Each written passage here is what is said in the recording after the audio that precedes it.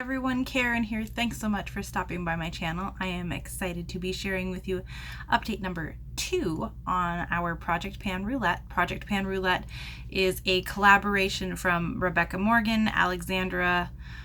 They're the two who started it, but they opened it up to everybody. And myself and a ton of other people on Instagram and YouTube all jumped in to be part of this collaboration.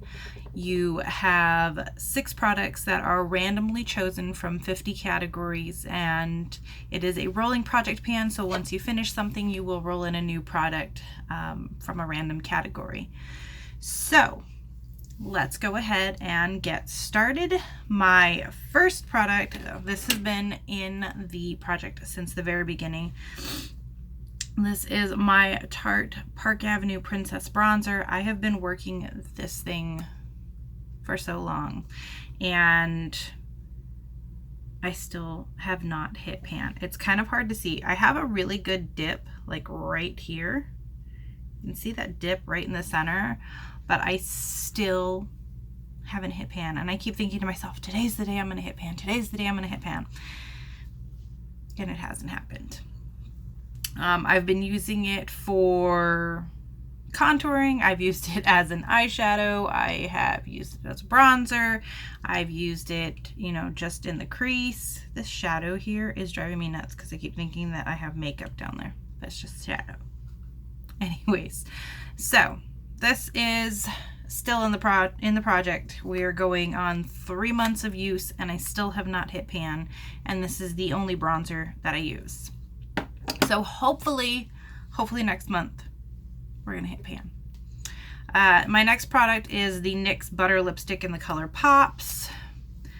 This is where I am at on that. There is pretty much no progress. Like, I didn't even make a little line on here because it was like right underneath the one from last month. And I think that's because I have been working on this lipstick for 3 months now. I had no idea how insanely difficult it is to pan a lipstick, and I got really tired of wearing the same color over and over and over again. So I have hardly touched it at all. This right here is actually more of my go-to look this month. It's using a lip liner that is in, I think, my 2020 Vision Project pan, and a different nude lipstick because I have tons of nude lipsticks. So no progress on that one. I am contemplating rolling it out of the program just because I'm kind of getting over it. I'm over it. Not kind of over, I'm over it. But we'll see. I will try and use it more this month and we'll see what happens. I forgot to actually tell you the categories. This one was category 26, which is a matte product. And the lipstick was category 36, which is a NYX product. The next one was category 29, which is a product in a palette. And I chose this color down here. I really thought it would be so much easier to pan. Because I was using it as a transition shade. I was using it to set my eyeshadow, which I stopped using it to set my eyeshadow because I had a loose powder that I am trying to pan. It's a banana powder that makes me look sickly, and I actually had someone suggest using that to set my eyeshadow, and it's been working out wonderfully. It is a very slow process. I do not know when I am ever going to finish it, but I actually think that I can finish it now. So once again, no real progress on this, so that will continue on for the next month, and we'll see what happens then. I'm not really too optimistic because it's not going as fast as I thought it would. All right, the next product was category 11, and it's a product you don't like. And I chose, this is, I think it's IPKN. It's either IPKN or LPKN. It's kind of hard to tell with it. It's a radiant cream primer with a broad spectrum SPF. And I started out up here. I'm down here. I literally have maybe a couple uses of this left, and I cannot wait to finish it. I know for a fact that this will be empty and I'll be rolling in a new product at the next update. But I just really don't like the way this wears. It's got like this kind of pink reflect to it that I feel like it really enhances all the redness in my skin. So I don't enjoy it. I don't enjoy the way it makes my skin look. I don't really feel like it does much for my makeup as a primer. So I'm ready to be done with it. And I do really think that this will be gone by the next update. The next one was category 24, a product you will always repurchase.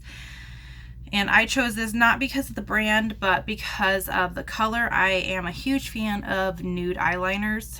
I usually will use them when I do kind of a dark smoky eye or something that's a little more colorful.